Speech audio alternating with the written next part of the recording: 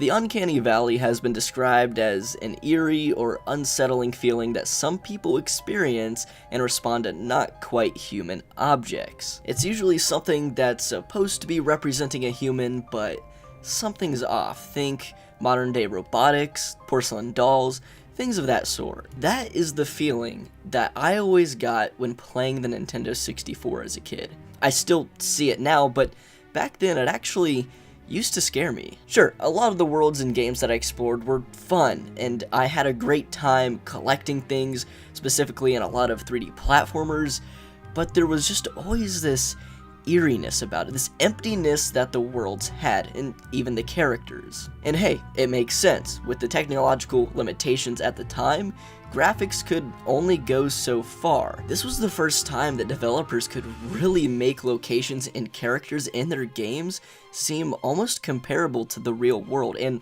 more realistic. But since this was their first go around and the Nintendo 64 was only 64 bits, there was only so much you could do with it, and a lot of the characters and a lot of the locations in these games feel hollow and devoid of a soul. Think the SpongeBob episode from Season 1, SB129. Remember that random void that Squidward ended up in?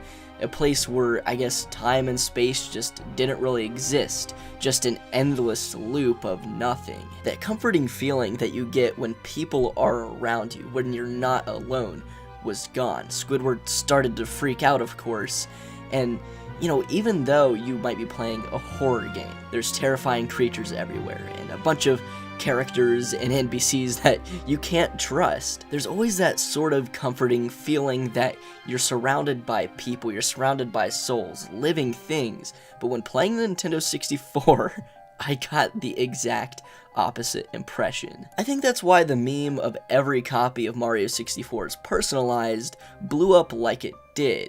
Me personally, I would have nightmares of this game as a kid, even though when I was actually playing it, maybe sometimes I was unnerved at the quietness or the emptiness of the levels or Peach's castle, but it was never enough to make me not want to play the game. It was still very fun, but when I was asleep and I was dreaming, my mind would run wild and do whatever it wanted, and since playing video games was a big part of my life, I'd end up dreaming about Mario 64 as well as some other games which I'll talk about, but in different instances. Even though I was like 5-6 years old when I had these dreams, I still remember them vividly because of how scared they made me. I imagined myself trapped in these worlds, unable to get out, without anybody around, because that's how I perceived the levels and the world, as empty. And hey, that's exactly what the personalized Mario 64 is. It's usually a somewhat different but familiar version of the game that we remember, but almost like in a dreamlike setting where some things are different and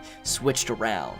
And then all of a sudden, something scary would appear, and that's exactly what I was having in these dreams, which was really interesting when this meme was becoming popular, because it seemed like something that I thought was just, you know, something that I was experiencing. A lot of other people did too, and they used it to create these memes or create these animations, which I just find fantastic. But why? Why are these empty spaces so scary to people? I mean, you saw what I was showing on screen. There's a lot of examples and art created by other people who experience the same thing. So it must have a name, right?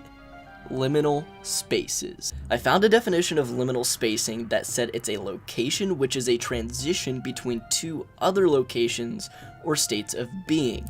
And they gave examples: a mall at 4 a.m. or school hallway during the summer, and the back rooms. That's it. That's what I was looking for. That is exactly what all of these spaces are reminding me of. An endless loop. Just something that you cannot escape itself, looking at maybe an individual wall, or even if people are around. Imagine people are in the back rooms. It's filled out, it has a lot of things in it, furniture, all of that. It's not scary at all, but once you remove the essence of living beings and things being there, the emptiness becomes scary.